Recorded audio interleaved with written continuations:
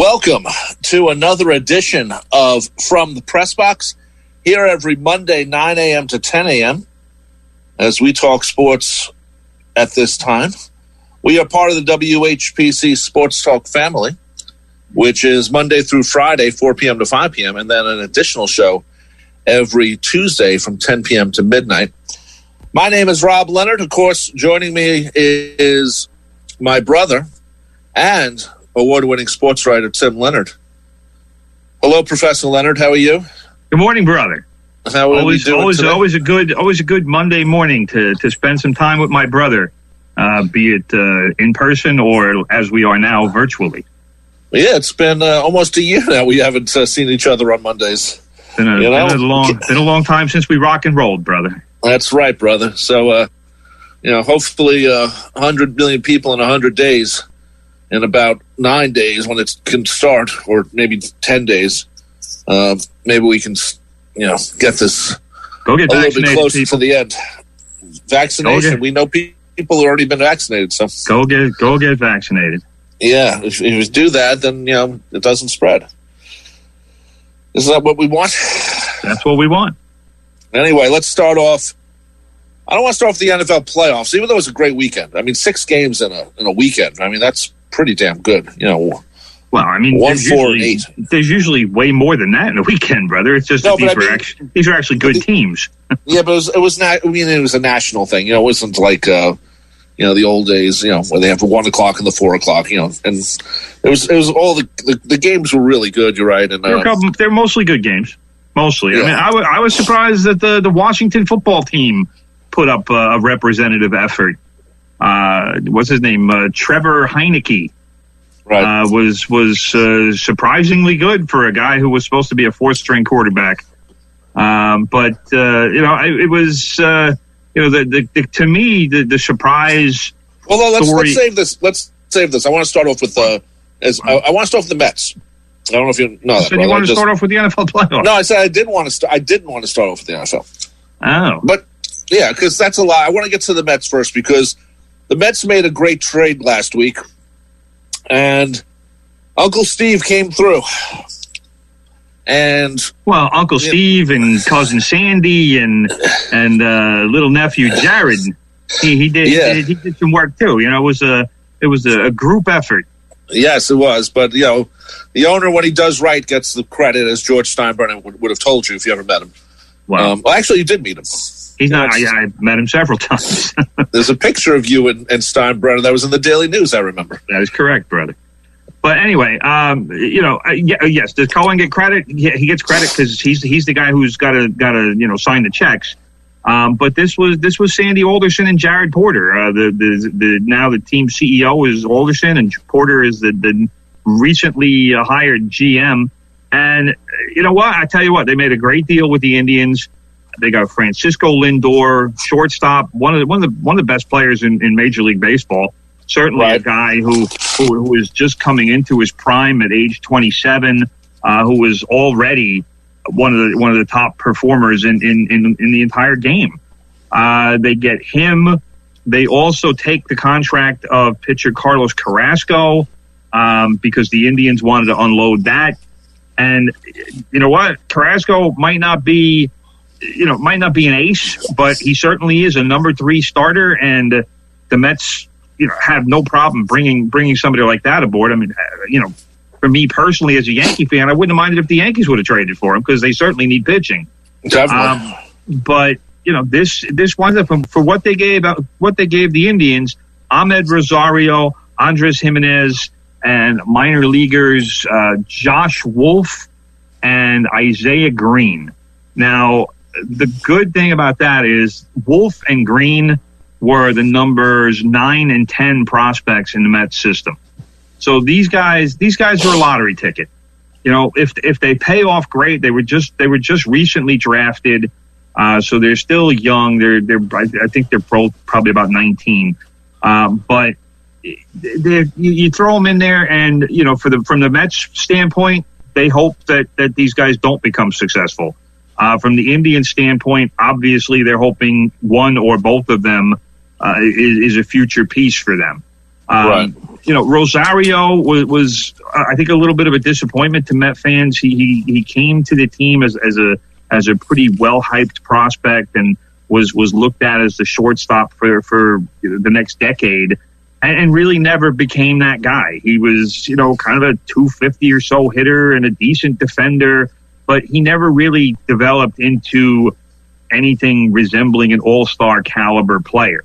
I know Jimenez impressed some Met fans last season, in the 2020 season.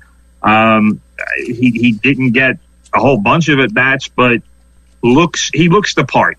And he's a guy who needs a little bit more development. I don't know where he's going to start this season. I would assume he'll be on the Indians' major league roster, but who knows? Maybe they send him down to AAA for a little while for a little more seasoning. I'm not sure what Right. the Indians' needs are. But one of those two players will be the Indians' starting shortstop next season. So from that standpoint, the Indians got what they needed. They wanted to trade Lindor. He's a guy who's going to be making, $25-30 million this year. And they got a guy to plug and play, as the saying goes. Plus they got some other prospects. The Indians were in a situation where they couldn't demand very much because, number one, they were offloading salary, because they wanted to get rid of Carrasco's salary, even though he's not making an inordinate amount. I want to say he's got 2 years and $27 million left on his contract, and I'm just going by memory on that. I'm not 100% sure, but that's about what he's making, and it's a little high for the caliber of pitcher he is. But the Indians wanted to unload those 2 years. It certainly is nowhere near what Brodie Van Wagenen did in terms of bringing Robinson Cano's contract to the Mets when his target in that trade was Edwin Diaz because he wanted a closer, and he foolishly gave up Jared Kelenic, who since the trade has become a top 10 prospect in baseball and is regarded as a future all-star for now the Seattle Mariners. So, Sandy and Jared, they showed how it's done. You don't give away too much to a team that is in a bad situation, and the Indians financially were in a bad situation with Lindor because Lindor wants a big contract, and Right. that's the next part of this trade is, do the Mets go out and sign Lindor to a long-term deal? And in this case, because Lindor is only 27, he's already been in the league 6 or 7 years, but he's going to want a 10-year deal. And even a 10-year deal only brings him to age 37. But Right. that, to me, if I'm the Mets, I'm looking to get him more for an 8-year deal, maybe 9. I don't necessarily want to go 10, but I guess I would go 10 if that's what it takes to get him signed. But, let's face it, there aren't a lot of 37-year-old shortstops who are still getting the job done. And I hate to say it, but, we kind of saw the aging process of Derek Jeter in those last couple of years, and he was older than 37. He was still having good years at 37. But typically you want to unload middle infielders by about age 35. Right. So, but could I see the Mets giving Lindor that kind of deal? Yeah, I could, because he's that kind of player. Number one, he's also that kind of leader. He'd be a great guy for the Mets to be a cornerstone on that franchise for the next decade. And kind of serve as a reminder that, the Mets aren't afraid to make bold moves, and they're certainly not afraid to open up their checkbook. But, it all comes back to, how much salary do the Mets want to tie up in one guy and be obligated to that long of a contract? Because that's what the Yankees are dealing with right now with Giancarlo Stanton. And if Cohen doesn't care about the luxury tax, then, hey, sign the guy and don't worry about it. But the Yankees right now are kind of crippled because they desperately don't want to go over the $210 million number, and it's killing them in this free agent market because they still haven't done anything with DJ LeMahieu, and they have Garrett Cole's contract, which isn't going away anytime soon, and he deserves it. But they also have Stanton's contract, which is already turning into something of an albatross and has a lot of years left on it. Yeah, I think if you're the Mets, you go for the 8-year, or maybe you go for the 8-year with a 2-year lower money at the end. So if you had to get rid of him, it'd be easier. You turn it into an option or something, and an option year. I'm sure Lindor will probably want some sort of an opt out after, say, like 4 or 5 years, so he can maybe renegotiate and get a bigger number after that. Because that's kind of become the fashionable thing in the last few years, is to get an opt out so that they can get a raise along the way. But that it's going to be something of a test, because I don't know that you want Lindor playing this season and having a big year, and all that's going to do is make his number higher. Right. The advantage that the Mets have in that regard, though, in terms of trying to get him at a somewhat lower number, it doesn't have to be a market-breaking contract, is that there are a bunch of shortstops who are scheduled to be free agents after this season. We're talking Trevor Story from the Rockies, Corey Seager from the Dodgers. I'm blanking on a couple, but there's like 3 or 4 very good shortstops who are going to be free agents after the season. So if the Mets, for whatever reason, don't get Lindor signed, then there will be options. And the advantage for the Mets in that case would be that they would just give Lindor a qualifying offer, which he obviously would turn down, because it would be at least $10 million a year less. Well, for a 1-year deal, it would be probably $10 million less than what he's looking for at least. So they would get back a draft pick. So it's not, it's certainly not a big deal, but it would be a little bit more that they would get back in that trade. I mean, like I said, the prospects they gave up aren't much. The 2 shortstops that they gave up really didn't have much of a future with the Mets. And they still have Ronnie Mauricio, who is their number 1 prospect, who's a shortstop down in the minor leagues, who's only 19 or 20 years old. So if worse came to worse, they could get a placeholder for a couple of years if they believe that Mauricio is capable of being the guy. But I suspect that the Mets would probably go after a Corey Seager or a Trevor Story and go from there and either trade Mauricio or move into another position. I think, and just based on what I've seen, some of the interviews with Cohen, is that I think the Mets are going to sign him, Lindor, and I think they don't go 10 years, they go 8, and they give him the opt out if he wants, and take it from there. Because if it's a 4-year thing, it'll be 31. They need him. It's not just a good player. It's an image thing too. It's like when the Mets signed Mike Piazza. That was like an image thing as much as he was a really good player and helped out the Mets for a long time. So right, I think, but I think you something along those lines. You say 8 years, like Lindor has to take it. He doesn't. No, he doesn't. But the Mets would want to sign him for 8 years, but Lindor and his agent might say, "Hey, you know what? I want 10. If you guys want to sign me, we're going to have to go up to 10 years." And maybe the Mets will do 9 in an option and try to get him to agree to that. But and put some kind of easy, easily attainable number, like, I don't know, 300 at bats or something like that. But put some sort of clause in there that is fairly easy to attain. But that's right now. I mean, the Mets, I wouldn't say they don't have any leverage, but they don't have a lot of leverage, because this is a guy that, like I said, they made the bold move in trading for him. The advantage for them is they didn't give up a ton to get him, because, like I said, the 2 prospects were 9 and 10 in their system, and their system is pretty weak. In the Indian system, I just looked today, Wolf is now the number 12 prospect and Green is number 16. So they both have taken a pretty significant drop just by moving to another team. And the Indian system isn't all that great either. So, both of these guys, maybe they have futures, but chances are they don't.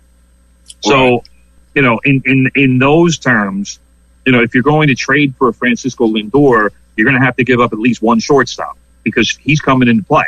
And you don't need those guys anymore. So the Mets didn't lose a whole lot. They gained a guy who's better than what they had, and they gave up 2 guys that really didn't have a future, because Jeff McNeil's going to play second base, so it's not like Jimenez can move to second. McNeil's going to play second, and neither one of those guys really had a role with the Mets this season. So that's why it was regarded as such a great trade for the Mets, because they didn't give up anything that was going to hurt them. Right, and I've also heard Steve Cohen talk about, they asked him about the I'm blanking the cap, the spending cap. Yeah, the luxury tax. And he didn't seem to be bothered by it. Now, maybe because he's a new owner. He's got more money than any owner in the game. Yeah, but that should not be bothered by it. But a lot of teams have money too, and the Red Sox have money, the Yankees have money, and you look at the Yankees now, and it's just the opposite of George Steinbrenner with Hal, because Hal's looking at the bottom line, where George was like, let's spend away, let's spend. I want to win. I'm going to have something to say about that a little later in the show. Yeah, so.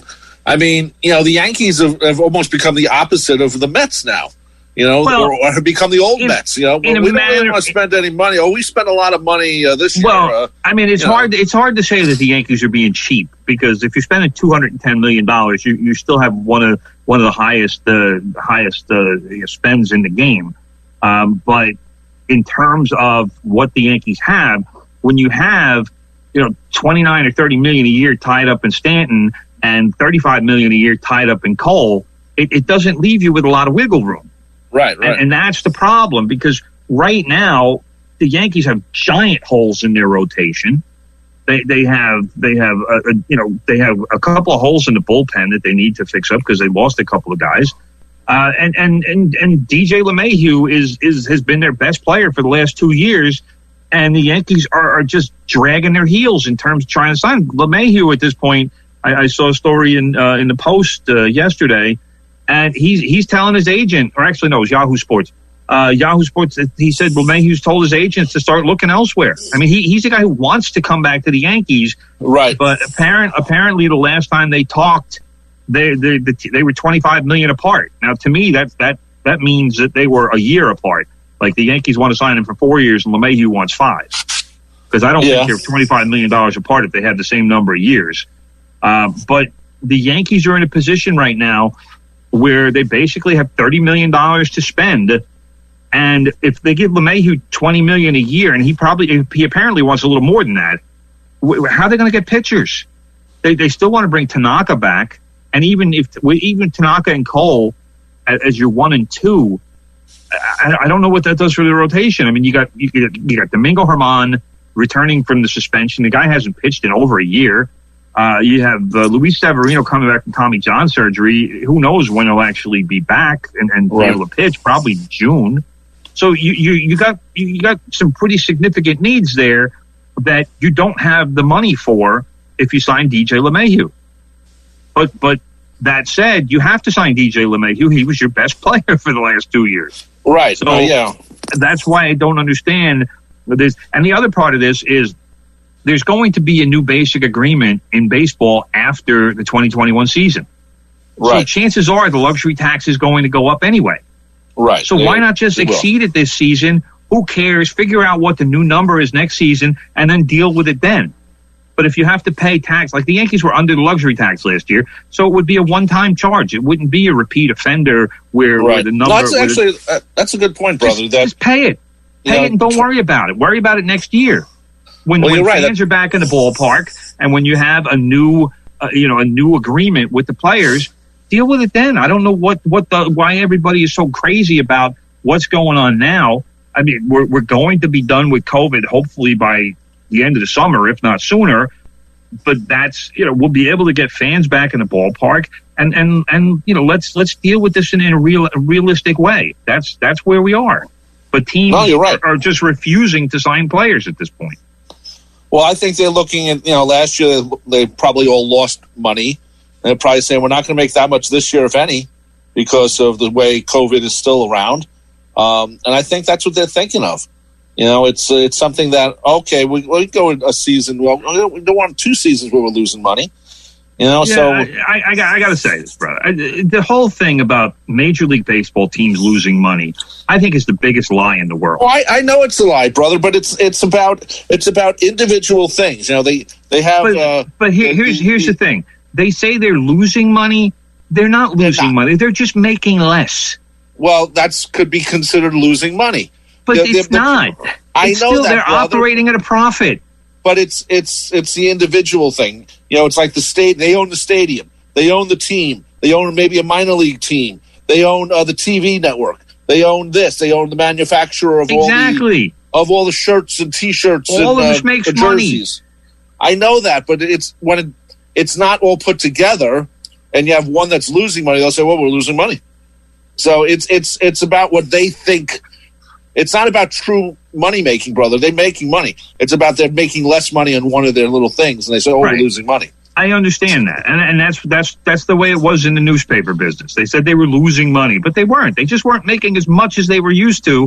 And I'm sorry, but no business has the right to expect the profits to go up every year. It doesn't work that way. That's not business. Well, the players think that too, brother. That's why. Well, you know what? The players last year, I thought were pretty generous at saying, "All right, you know what? We're playing 60 games. Then fine, we'll take prorated salaries." I thought that the players didn't have to do that. Well, they wouldn't have had a season then, and they would have been paid. Well, but they would have sued, and they more than likely would have won. Not necessarily. They have a contract, unless the contract has provisions for pandemic viruses. Well, there's a act of God thing in there, a wrath of God thing in there. Well, so that could be part of it too. So anyway. I know what you're saying, brother, but it's all about individual ownership of each thing, and then it's a combined thing. I get that, and especially in baseball, there really isn't much of a collective, there is in football and like there is in some of the other sports, because baseball it's 30 different teams, and it always has been. Nobody. When they first started it, when the NFL got together and said, all right, we need to do something to make sure our league sticks around, they made a contract and they made it so it was all 30 teams and it was equal. Baseball never did that. No, so that's why the Yankees and the Red Sox and now the Mets, but the Dodgers and the Cubs and teams like that and the Angels, that's why they have the financial clout that they do. Yeah, no, I agree. And that's why like the Pirates never do as well as you think. Right. Because they're not making as much money. So anyway, but getting back to Lindor, the one thing I wanted to point out, the Carrasco part of this deal is the part that's getting overlooked because obviously Lindor is a special player and he's a guy who, like you said before, with Piazza, and it's like acquiring somebody like that. He is a star player in the prime of his career. In fact, he's early in the prime of his career. So he is a guy who could be a legitimate cornerstone of this franchise for the next decade. And all it's going to take now is money, because and we all know Steve Cohen's got plenty of that. But Carlos Carrasco is a guy that is going to help this team, because right now the Mets, I should say right now, before the trade, the Mets had Jacob deGrom and Marcus Stroman. And I'm not including Syndergaard in that, because Syndergaard, I don't think we're going to see him pitch until either the end of June or early July. Probably early July. So he's going to miss half the season because of the Tommy John surgery. So between now they have deGrom, Stroman, Carrasco, and Peterson will probably be a guy. I don't know what they're going to do with Steven Matz. I guess they're probably hoping that he can rediscover the pitcher that they thought he was going to be. But, and does Seth Lugo remain a starter, or do they have him start for the first half of the year and then stick him back in the bullpen when Syndergaard comes back? I'm not really sure. But, then they got, did I say Peterson? They got Peterson too. Yeah. So, that's a pretty nice rotation. It's not for me, it's not a problem. I'll tell you what, I'd take that rotation over the Yankees rotation in a heartbeat, even with Garrett Cole. But, that becomes an issue now. Do the Mets need Trevor Bauer? Do they need to spend whatever it's going to cost to bring Trevor Bauer in, which, is more than likely, either $35 million for 1 year or somewhere in the neighborhood of 6 years for $200 million. He's going to want money like that if he decides. He at first he said he just wanted to go on 1 year deals. Now he says he will accept multi-year offers. What a guy! Well, so he's another one. He's starting to annoy me with the whole Twitter thing, and he and his agent are just playing games on Twitter. It's like, dude, spend less time on Twitter and spend more time talking to teams and negotiating a contract.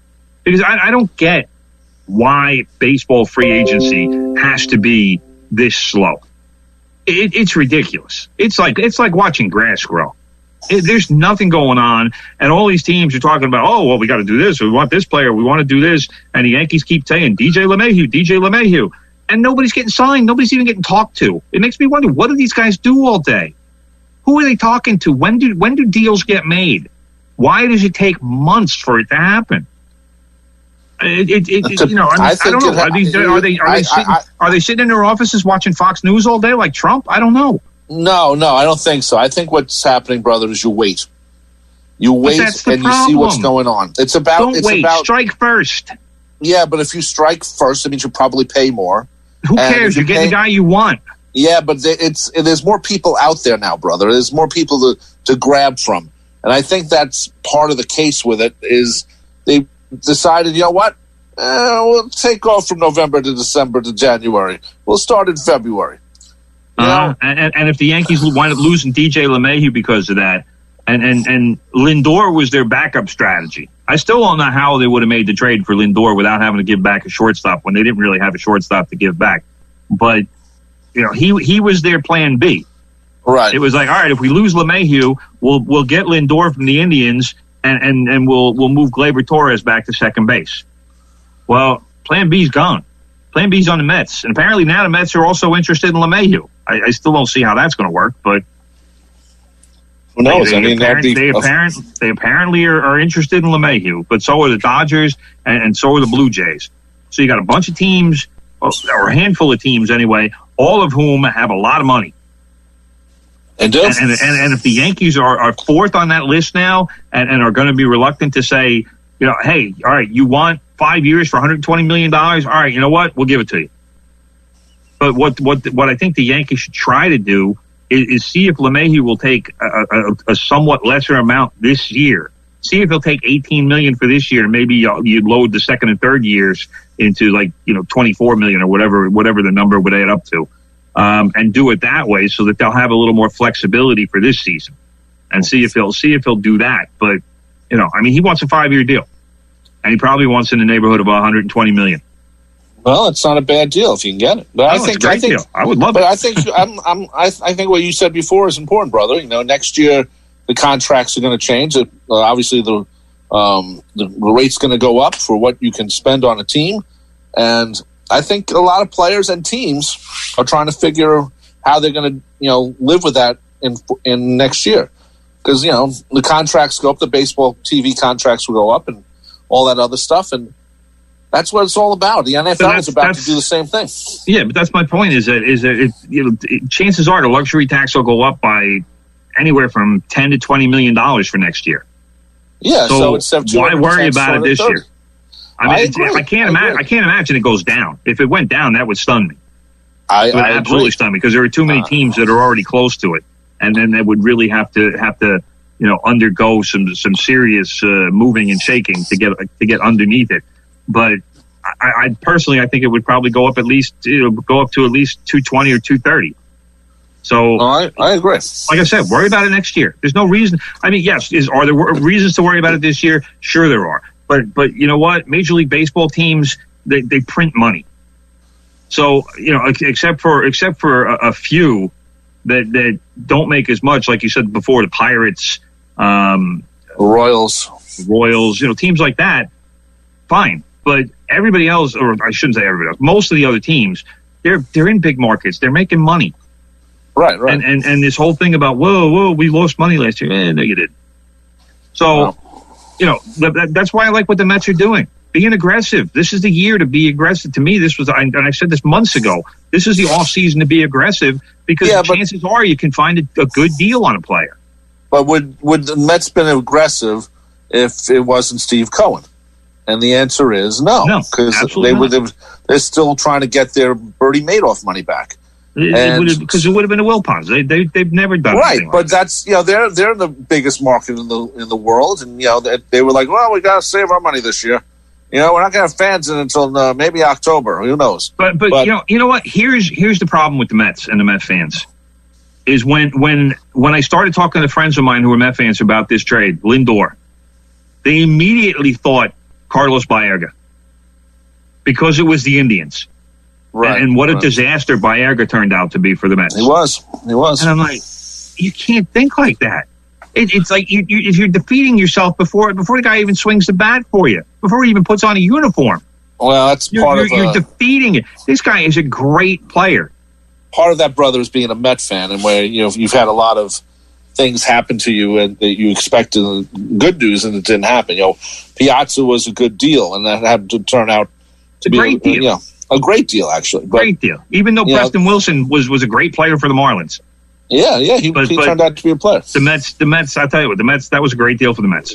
Yeah, and then they had to sign him. They had to sign him when they got him. Remember? Then that was fine. That was fine. So. Sign him. Let him play. Let him be an all-star. That's what you got. And that's what you got. Right. That's what you got with Francisco Lindor. All right. Anyway, you're listening to 90.3 WHPC, the voice of Nassau Community College. From the Press Box is on your radio or your listening device. My name is Rob Leonard. Joining me, of course, is my brother and award-winning sports writer, Tim Leonard. This show, by the way, if you missed part of it or you want to hear it again or whatever, all our shows are on Spreaker.com. Also, they're available at other places where you find podcasts. And, of course, if you just go to our website, nccradio.org, it has all the talk shows, and we're right there. So you can go there also. It's wherever you feel comfortable getting your podcast, we're there somewhere. So anyway, brother, what's going on with the Yankees? Are you done complaining about them, or you did a pretty good complaint about it, considering you're the Yankee fan? I'm upset. I'm upset by the offseason. I'm upset. I don't even want to say I'm upset with the treatment of DJ LeMahieu, because I don't buy into that crap. I mean, everybody, they all talk about what a business it is, but then everybody wants loyalty, and they want, the Yankees are looking for a hometown discount. LeMahieu says he wants to stay, but LeMahieu won't take less money. So it's all a business. Just stop with the trivialities here and all of this.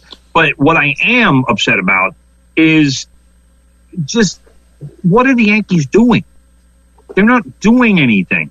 And Yankee fans, and I know this ended 10 years ago, but Yankee fans are used to the Yankees being the team in the offseason and the hot stove league. And being the ones who say, all right, we want a player, we're going to go after him and we're going to get him. And obviously they did that with Garrett Cole last year, because they desperately needed an ace, and they went out and got one. Well, that's great. But now, who's the number 2 and 3? Nobody knows. And like I said, this whole thing around DJ LeMahieu, if you're going to decide, hey, we desperately need 2 starting pitchers, and we're going to have $30 million to spend on them. All right, fine. You can get a couple of pitchers for in this market for under $15 million a year. And if one of those is Tanaka, that's great. And the other one, I don't know, maybe Corey Kluber. I don't know. I don't know where Corey Kluber wants to go. I don't even know what kind of health he's in. To me, I would love to have the guy, but he's a definite major health risk. But is that where the Yankees are going? And do you give Corey Kluber an incentive-laden contract and see what he can do, and if he can stay healthy? I don't know. But if DJ LeMahieu takes 24 of the $30 million you have to spend, then I'm telling you right now, the Yankees are not going to win the World Series, and they're not going to come close, because you can't have your rotation being Garrett Cole and 4 other guys. Right. And I love Luis Severino, but he's coming back from Tommy John surgery. He's not pitching half the season. Domingo Germán had one great, I don't even want to say great season, because his ERA was over 4, but he won a lot of games for the Yankees 2 years ago. And then had the suspension for domestic abuse, and there are people who don't even want him on the Yankees. I don't know how much Hal actually wants him on the Yankees. So, can you afford to trade him? No, they can't. So I hope the whatever therapy this kid got worked, and that he's behind him, has his problems behind him. But there are a lot of issues going on right now with the Yankees rotation. They are in a position where they're going to have to rely on Jordan Montgomery. And I like Jordan Montgomery. I think he's a pretty good pitcher. But, to me, he's not a guy I want to rely on just yet. Even though I'll tell you what, last year in the playoffs, he pitched a pretty good game. So, but Davy Garcia, is he ready? Clark Schmidt, I don't think he's ready, even though Clark Schmidt is older than Davy Garcia. I think Davy Garcia, to me, is a little more ready and looked a little more comfortable. But, this is a rotation where, Tanaka would certainly be a very welcome addition. The Yankees in their minor leagues, they still have Luis Cessa kicking around. They have a minor leaguer named Luis Gil. But all these guys are, Cessa's not young. Gil is young. Gil's like 21. So you're relying on a lot of guys who are in their very early 20s. And again, you can't rely on these people and still say, yeah, we expect to win the World Series. It's not reality. And one thing that the Yankees, those dynasty teams of the late 90s and early 2000s, one thing that they showed us was that you need pitching to win a title. Yeah, well, you can have all the bats in the world. The Yankees certainly have plenty of bats. But if you don't have pitching, you're not going to win. And right now, the Yankees don't have nearly enough pitching. And maybe all of these kids grow into the role and grow into being number 2s or 3s or whatever. In Severino's case, he could be like a 1A. He's that good. He could be a 1A to Cole. But that's what you're looking at. Right now, I don't have any faith in this rotation. And the Yankees are doing nothing about it. And that is my problem. And that's what I don't understand. What is going on here? Like I said, if the Yankees have $30 million to spend, I'm not saying they have to go out and spend it all tomorrow. But let's see some movement with LeMahieu. Let's hear some numbers. Let's hear a story that says, hey, the Yankees and LeMahieu's people sat down yesterday. I mean, all they're doing is waiting and hoping that nobody else swoops in. If Steve Cohen decides he wants DJ LeMahieu and says tomorrow or today, hey, DJ, we'll give you 5 years for 125. What do you say? And he pulls like a Mark Cuban on Shark Tank and says, look, you got an hour to decide. Yeah, well, that would be a good idea, actually. And does DJ say, hey, you know what? I don't have to move. The Mets play in Queens. It's just a different subway. Or with $125 million, it's just a different limo. And that's it. And then DJ LeMahieu's gone. And now where are you if you're the Yankees? Well, that'd be a great thing in the tradition of Mets versus Yankees. And, that would be actually a great, if you want to get Met fans going even more. I'll tell you what, great thing to do. That move, if the Mets made that move, the Yankee fans would be furious and Met fans would be dancing in the streets. Yeah, I'd be. Because that would be a move that would say, all right, you know what? We're for real. And the Yankees just took a pretty big step back. So yep. You're not going to replace DJ LeMahieu for the Yankees. You're not going to find a guy who's going to hit, 3 whatever. Last year it was 360. I don't think he's going to do that again. But he's going to hit 300, 320 in that range. He's going to drive in a lot of runs. He's going to be a clutch hitter. And he's going to be a guy you can play anywhere in the field. Chances are they're playing mostly at second base next year, but he can play first. He can play third. He can move around and give you versatility like that. But that's my big problem with what the Yankees, what's going on with the Yankees, is that there's just no movement, and there doesn't even seem like there's interest in movement. The Yankees signed Julius Chassin to a minor league contract, and really, real baseball fans probably remember him from the Colorado Rockies. This guy, he's not an answer for anything. He's a guy you sign him to a minor league deal. You give him an invite to spring training, and you basically pray that he's got something left in his arm. Last year he pitched a couple of games for the Braves. He had a 7.2 ERA in 5 innings. They gave up 4 runs. 2019. He pitched for the Brewers, split-time Brewers and the Red Sox. He had a 5.79 ERA for the Brewers and a 7.36 ERA for the Red Sox. This is a guy who's pretty much done. And right. And this is their big move so far in the offseason. So, I'm not seeing it. And that's the thing that bothers me. I mean, the only good thing about Chassin is he's still only 33. So it's not like he's 38 or 39 and just hanging on. But this is a guy who's got a lot of miles on his arm and has had injury issues in the past. So who knows how much he's got left, if anything. But this is my problem with what's going on with the Yankees. It's just like there's nothing happening, and it's like they want to just wait and see what kind of bargains they can get after all the big names sign. And that's not the way you build a championship contender. And right now, all of this, you got the Dodgers, you got the Padres, you got the Braves. To me, those might be the three best teams in baseball, and they're all National League teams. And the Mets are on a level a little bit below those three. Sorry to disappoint you, brother, but that's reality. No, they are. It's not. They're not there yet, brother. I mean, they're getting there, and there's a good attitude with the ownership, and I think that's extremely important. Look what you're talking about. There's a bad attitude with the Yankee ownership right now. They're not moving. No, there's a bad attitude, but there's a bad attitude. There's not a sense of urgency. Yeah, that's a bad attitude. Well, I don't know about that, but right now, I mean, to me, the best American League team is the Tampa Bay Rays, and they've lost people from them. I mean, obviously trading Blake Snell was not the best move you could make. The Chicago White Sox are going to be a better team this season. Astros will not be. The Oakland A's will not be. Right. Cleveland will not be. The Twins will be good.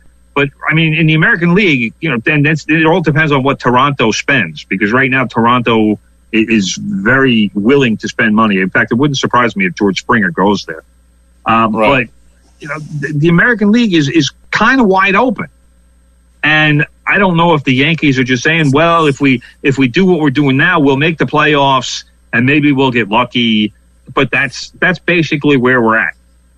And the Mets are just the opposite. The Mets in the NL East going to be a tough division this year. It's going to be a very tough division. Like I said, you got the Braves. The Nationals are making a couple of moves, and they're still a good team, even though they didn't perform well last season. The Phillies expect to contend. I mean, after signing Bryce Harper and Zach Wheeler, and I'll tell you what, the Phillies have a couple of kids. Alec Boehm, a third baseman, and Spencer Howard, who was like an ace in waiting. Those are two kids that played some last year who are minor leaguers and kind of waiting for the big step. But last year they played enough and they showed that they belong in the major leagues. So the Phillies will be better next year, even though they haven't made a lot of moves in the offseason. But they're going to be better. Okay, one more thing about baseball because we got to get to the football. Tommy Lasorda died this past weekend. He was 93, Mr. Dodger Blue. He won 2 World Series with him. He won. He beat up the Mets in '88 and the Yankees in '81. So he was on the Brooklyn Dodgers. So there's a little place for him in New York history for him. An ambassador for baseball, whether you like him or not. And he stayed, with one team for his entire career, which is, something you never see anymore. Almost on purpose, it's like, okay, I'm not leaving. Where am I going to go? Who cares? So, like DJ LeMay, who says he wants to. Right, and so it was a couple of things. Of course, he's the one who got Mike Piazza. When we were talking about Mike before, drafted because he knew Mike's father, and Mike went in the 62nd round. And Mike, they don't even have a 62nd round. I know. Last year's draft had 5 rounds. Right. So who knows where, and plus those less minor league teams now they're starting this year. So a guy like Mike Piazza wouldn't even get doesn't happen in today's baseball. Mike Piazza never happens. So Mike Piazza would have wound up selling cars for his father. That is something to think about. I didn't even think about that until we just mentioned it. A lot of players who, maybe need a little help, like Piazza, they're not going to get it. Those players who were selling cars are going to be selling insurance or something. There are players who develop later, a little later. It takes them a little longer. Don Mattingly was kind of like that. He wasn't a superstar when he got drafted. He wasn't a high draft pick, but he got into the system and he showed he could hit, and he just kept getting better. Yep. So sometimes guys just need a couple extra years, and whether that means they build up their bodies or they get coached up better. Maybe they didn't have good coaching wherever they played high school ball or college ball or whatever. It just sometimes it's the right coach who just unlocks the talent, and then it happens. But I'm right today, Mike. There's no way Mike Piazza happens. Nope, that's the sad part of what the state of baseball is. Let's talk football, brother. 6 playoff games Saturday and Sunday. I was shocked on some of the wins. in some of the games. Like you said, Washington football team actually played pretty good. The Steelers lose to the Browns. That wasn't supposed to happen. It was a little bit of a surprise. Well, to me, it was mainly a surprise for a couple of reasons. Number one, the Browns had a ton of COVID issues this week. Right. They had four, I think it was at least four players sitting out. Their coach missed the game because of COVID. Their O-line coach and the assistant O-line. I don't even know who coached the O-line this weekend for the Browns. But there were a lot of people missing. Right. And I was one of many who figured, all right, yeah, the Browns beat the Steelers in the last game of the season, but then Roethlisberger didn't play for the Steelers, and he'll come back and he'll fling the ball around, and the Browns season will be over. No, not even close. Nope, not. The Pittsburgh Steelers looked like the New York Jets in the first half of that game. That's how bad they were.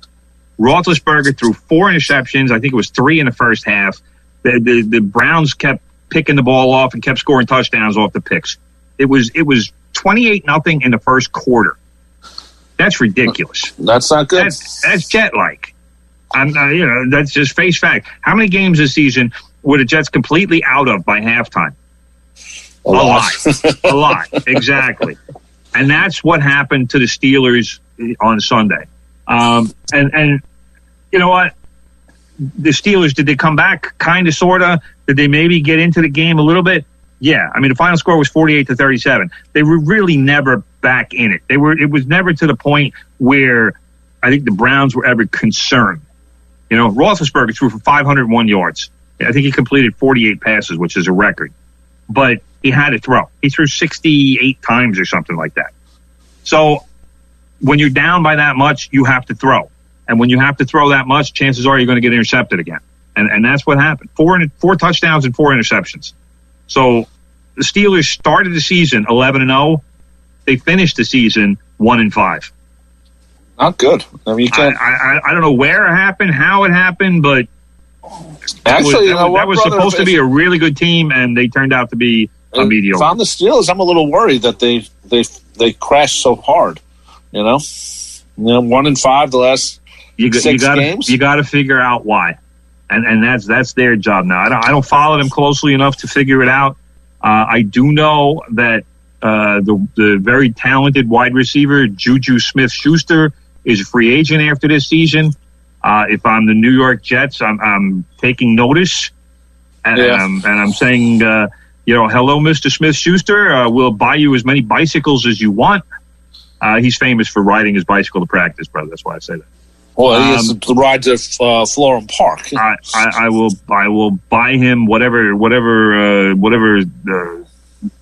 ride, whatever kind of ride he wants, and figure out where he's going to live. But I make him a priority in this offseason because he'd be a great guy for the Jets to pick up. He is a legit number 1 receiver. But some of the other games, I'll just go through some of the games real quick. The Bills survived a really bad call against them. There was a fumble that shouldn't have been a fumble, and the Colts got the ball back. And Phillip Rivers showed that he's got a spaghetti arm because he couldn't even throw the ball 50 yards to get it into the end zone. But the Bills knocked down the pass. They won that game 27-24. Bills Mafia destroyed lots of tables. The Rams surprised me. Their defense got it done, though, 30-20 over the Seahawks. I tell you what, the lack of the crowd in Seattle, I think, really hurt the Seahawks because that's a crowd that really does make a difference in a game. But the Rams defense, Aaron Donald and Leonard Floyd they ran roughshod over the Seahawks and gave Russell Wilson fits all game. The Tampa Bay Buccaneers, like we said, defeated Washington. Tom Brady, good game, solid game. But Heineke, the Washington kid, he was the story. He got hurt during the game. Brushed it off. He hurt his hand. I don't know what exactly he did, but came back injured. I don't even know if they had another quarterback who could have played. I guess it would have been Alex Smith, but he's hurt too. But the kid did a nice job, so I give him credit. I certainly wouldn't make a trade for him or anything, but it was almost a Cinderella story there. Then the Baltimore Ravens yesterday held Derrick Henry to 40 yards. That's a season low. Derrick Henry gained more than 2,000 yards this season. And Lamar Jackson took care of a comeback in the second half, started looking like an MVP again, and the Ravens won that one 20-13. We mentioned the Saints and the Bears. To me, that was the least competitive game. The Bears scored a very late touchdown to make it 21-9. It wasn't even that close. Excuse me. But that's it. That's all six. So now we're looking at Saturday. We have the Rams playing at Green Bay. That's a 4:30 game. It's going to more than likely be very cold at Lambeau Field. It is January and it is Green Bay. Packers big favorite in that game. Then we have the Ravens and the Bills. That'll be at 8:15. It likely will be very cold in Bills Stadium, especially at 8:15. Especially at 8:15 in January. But that should be a fun game to watch. That to me might be the game of the weekend in terms of entertainment value. Chiefs, the Browns at the Chiefs on Sunday at 3 p.m. Chiefs would be the big favorite in that game for pretty obvious reasons. And the Buccaneers and the Saints at 8:40 on Sunday. That's two old quarterbacks. That's Drew Brees against Tom Brady. I don't know, 8:40. Both of them might be looking to go to bed in the second half, but they're going to have to drink some coffee or something to stay awake. But again, that should be another fun game, even though the Saints won both regular season meetings between the two teams. But should be a fun game to watch. We'll see. Well, we'll Brady see what Brady still has something to prove, So he's proving it. So this is to him. This is like him saying, "I didn't need Coach Belichick. Didn't need him. Didn't need him. Don't need him. Got me some Bruce Arians." Yeah, well, that's what happens, and we'll see what happens. We're still thinking that Belichick might retire. Both of us. I agree with you on that. I've been saying it for weeks. It would not surprise me. And just remember where you heard it first. Right here. What else we got on our list, brother? You want to talk about Tottenham but was hockey, brother? Hockey. We got hockey starting this week. That's right. First of all, Barzal signs with the Islanders. Resigns with them. Exactly. Kind of a weird salary structure. No, it's not. No, it's not. I'll tell you why, brother. Tell me why, brother. 3 years, $21 million. Because the season starts in a couple of days, or tomorrow, I think. Isn't it tomorrow, 12th? Today's the 11th. Starts on Wednesday. Wednesday, okay. And the Islanders play the Rangers on Thursday. Okay, the Islanders' home ice this year is Nassau Coliseum. Right.